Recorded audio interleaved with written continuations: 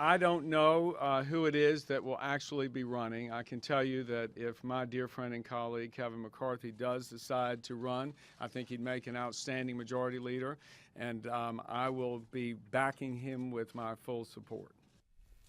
All right, where mere mortals fear to tread, inside the Beltway, where elected officials cringe in abject fear from those in the media who call them out and make them atone for their sins. Pretty good, right? No one takes you into the seamy underbelly of Washington, D.C. better than MidPoint. And let us now welcome in from the Washington Times. He covers the beat there. Benjamin Wolfgang joins us. Ben, thanks so much for being with us. Glad to be here. Thank you. We got a lot to talk about today and a short time to do it. Let's go ahead and get right to it. The president talks within the last hour and a half or so, and makes his decisions on what he will and will not do about Iraq. I know you had a chance to see it. First reactions from you, and also what you expect the first reaction is around Washington today. Well, I mean, my personal reaction is seeing the president and what he had to say today. I think this actually is a decision that he didn't want to have to make. I mean, you know as well as I do, the president's been trumping the fact that he was the one who ended the Iraq war and withdrew all American forces back in 2011. So this has been one of his chief foreign policy accomplishments in his mind, and now we see the whole situation in Iraq kind of descending into chaos once again. So I think this is something he really didn't want to have to do, but he feels that events on the ground necessitate this move. Now, as for reaction around D.C., you're seeing a lot of skeptical comments from lawmakers on both sides of the aisle, quite frankly. And Mitch McConnell on the Senate floor, saying that we need to break out of this, what do you call it, a dogged adherence to this policy of not sending troops back into Iraq if the situation warrants. You even had Nancy Pelosi, the Democratic leader in the House, saying that, hey, this is a slippery slope we're going on here. When you start sending in special forces, that can snowball pretty quickly, and we may find ourselves back in a war in Iraq. So there's a lot of skepticism, frankly, on both sides of the aisle after what the president had to say this morning. Did it strike you, Ben, as it did me, that this is a time-buying measure for the president, where he's basically putting the onus on the Iraqis and saying, you've got to do something before we do, and then buying himself a little time, perhaps maybe for intelligence purposes, maybe for training purposes, whatever, but to at least not have to make that hardcore call right away? I think that's probably a good analysis of it, to be honest with you. I mean, we know this president, is somewhat, deliberate in his actions. Sometimes, critics say he even shies away from making the really hard decisions, especially when it comes to complicated foreign policy matters like this one. So, yeah, I think you're absolutely right in your assessment of that. I think he wants more time. I think he wants more information. I quite frankly, I think this administration isn't exactly sure how to handle this situation in Iraq. I mean, the president, really, if you look at what he said, even during his campaign, his reelection campaign, and in the time since then, it would be really difficult politically for him to backtrack on all of that and send combat forces back into Iraq. But I mean, the alternative potentially is that the nation is overrun, the government's overthrown, and this thing gets even worse. So you're right. I think he wants to buy as much time as possible, try and gather some more intelligence, get some more options on the table, and then figure out what tack they're going to take here. All right, we let off with a quick soundbite there from Eric Cantor saying goodbye. Eric Cantor is out. We have to consider the new House Majority Leader. I don't believe there's been a vote yet taken today, has there? No, there has not been yet today. Okay. Is it still figuratively pretty much going to be Kevin McCarthy will become the new House Majority Leader?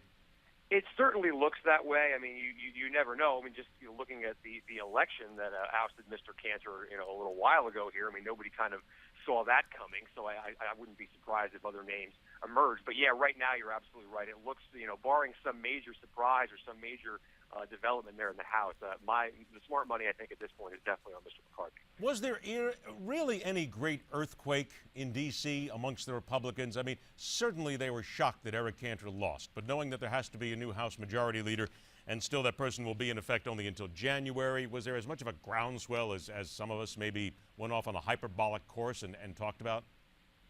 Quite frankly, no, I don't think that there was. I mean, I think a lot of folks were kind of surprised from the standpoint that the polling that we all saw beforehand certainly didn't indicate that this was going to happen. I mean, the questionable thing about the Cantor's loss is that I think there seems to be differing opinions on exactly what led to that loss. You have some folks from the right saying you didn't take a hard enough line on things like immigration reform, and you have folks, even the White House saying if you had cooperated more on things like immigration reform, maybe you would have won that primary election. So I think there hasn't been an earthquake, and one of the reasons for that is I think it's a little bit too soon to draw any lessons. I'm not sure other Republicans in the House or in the Senate, those running for re-election or election in November, I'm not sure they know what lessons to draw from the cancer race. So I think that's one of the reasons that there hasn't maybe been the earthquake that you would expect to see when somebody of this stature loses.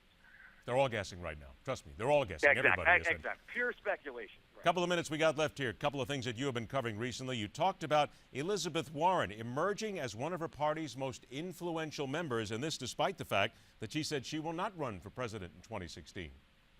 Well, I think she's kind of going to embrace sort of maybe the Sarah Palin of the left, where she doesn't necessarily run for higher office again, but is sort of a kingmaker or a queenmaker, I guess you could say, depending on who runs for president on the Democratic side in 2016. No, I mean, despite being a very wealthy, successful woman from Harvard Law School, she's positioning herself as a populist candidate who champions blue-collar Americans and represents the working class in Washington. And I can tell you from my talks with leading progressive groups and folks on the left, they are about as excited about her and the slim possibility that she may run for president, than anybody since perhaps Barack Obama back in 2007 and 2008. There is a lot of energy right now around Elizabeth Warren, more so I would say than even around Hillary Clinton.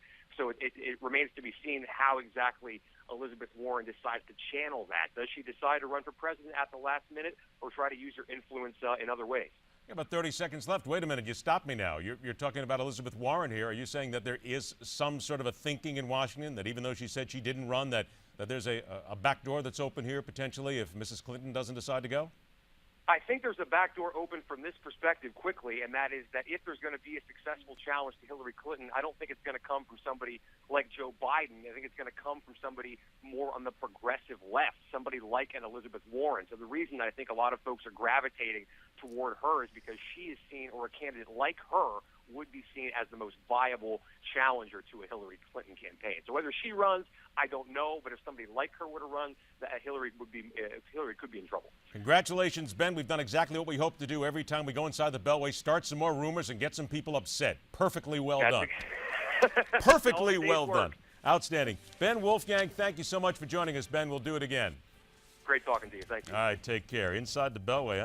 Listen to that about Elizabeth Warren. We'll be following that story as well. All right, last chance to go ahead and get it on social media today here on MidPoint. Tell us what you think, certainly about what the president had to say.